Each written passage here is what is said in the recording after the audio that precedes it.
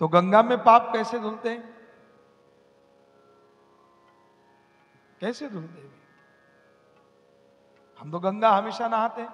हरिद्वार जाएंगे, पंढरपुर जाएंगे, काशी जाएंगे, वृंदावन जाएंगे।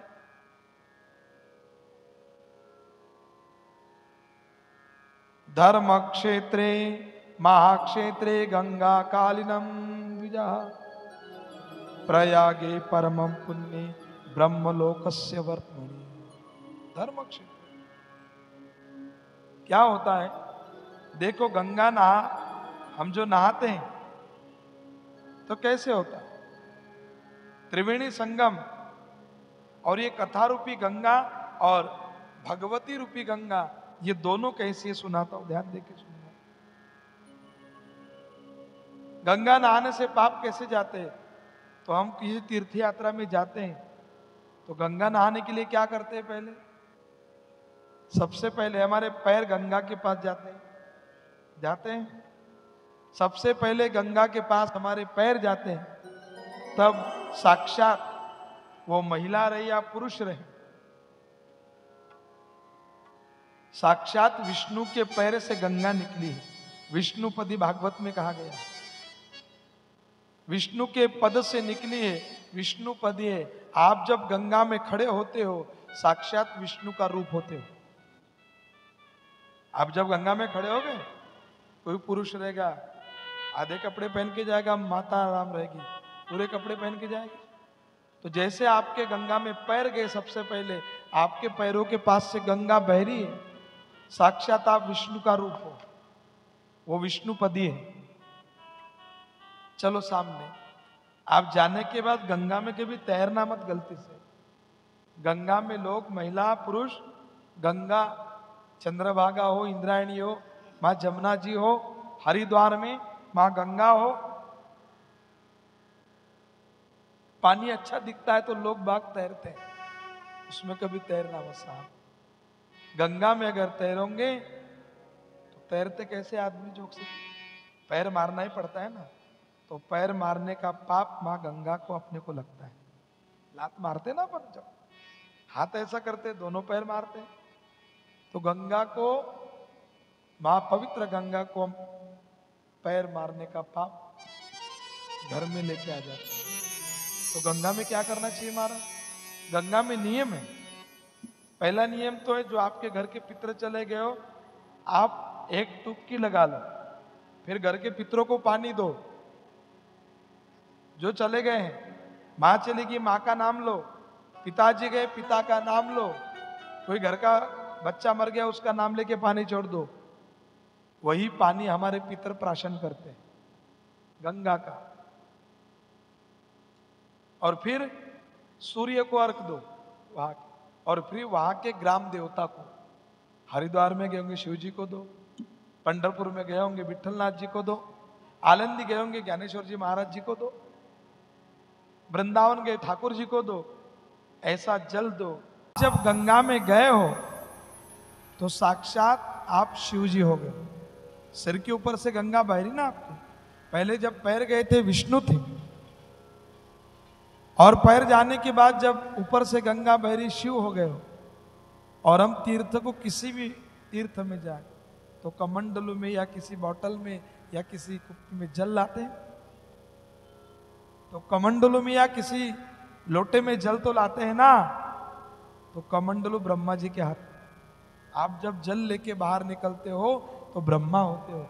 जब गए थे विष्णु थे पैरों के पास, जब डुबकी मार दी शिव हो गए हो, और जब पानी लेके आ रहे हो तीर्थ लेके घर पे, साक्षात ब्रह्मा का स्वरूप हो गए हो। पहले हुए हम पवित्र पैरों से, फिर हुए शिव चिदानंद रूपम शिवोहम, फिर हुए ब्रह्म। तीनों देवताओं का एकत्रीकरण इस शरीर में जब गंगा नहाते हो तब होता है, करके सभी पाप इस शरीर से निकल जाते हैं, करके गंगा नहाने से पाप जाते हैं, ऐसा लोग बोलते। बोलो शंकर भगवान की करके लोग बोलते हैं। तो महाराज वो तो भगवती रूपी गंगा है, यहां भी ऐसा ही है। आप घर से आए हो पैरों से चल के, पदे पदे राजस्वेद यज्ञ हो गया आपके। जितने पैर घर से चल के आते हो, कथा मंडप में, धर्म मंडप में जितने पैर चल के आते हो, वाल्मीकि रामायण जी कहती हैं पदे पदे राजस्वेद यज्ञ। जितने पैर चल के आए हो, एक एक पैर का राजस्वेद यज्ञ हो गया। लेकिन बीच से उठ के जाने से नहीं होता, पूरी कथा सुनने के बाद, आरती के बाद, और आके बैठ गए हो, ये श्रवण कर रहे हो, ये कथा रूपी गंगा, यहां भी त्रिवेणी संगम है। एक भक्त और भगवान और संत, कथा त्रिवेणी संगम, देव भक्त आणि नाम।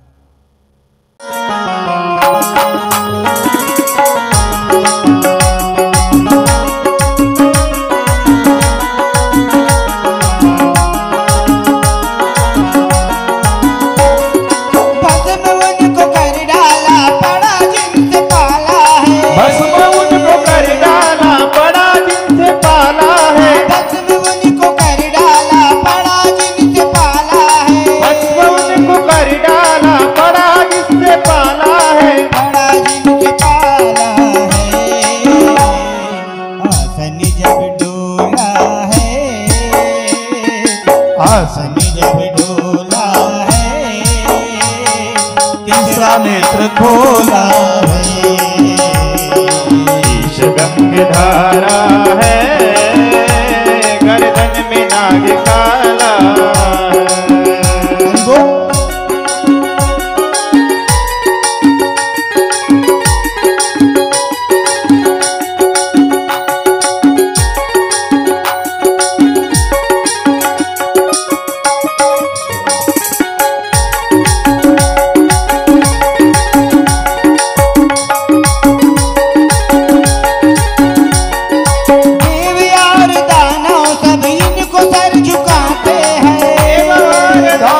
सब इनको सर झुकाते हैं, देवी और दानव इनको सर झुकाते हैं, देवी और दानव सब इनको सर झुकाते हैं, इनको सर झुकाते हैं। इनका नहीं आदि अंत, इनका नहीं आदि अंत, देव वो निराला है, शीश गंगाधारा है, गर्दन में नाग काला है, शीश गंगाधारा गर्दन में नाग काला है, शीश गंगाधारा गर्दन में नाग काला है, शीश गंगाधारा गर्दन में नाग काला है, शीश गंगाधारा गले में नाग काला है, गर्दन में नाग काला है। मस्तक पे चंद्रमा है, मस्तक पे चंद्रमा है, गले में मुंड माला है, शीश गंगाधारा है, गर्दन में नाग काला, गर्दन में नाग काला है, गर्दन में नाग काला, गर्दन में नाग काला, गर्दन में नाग काला। बोलो शंकर भगवान की जय।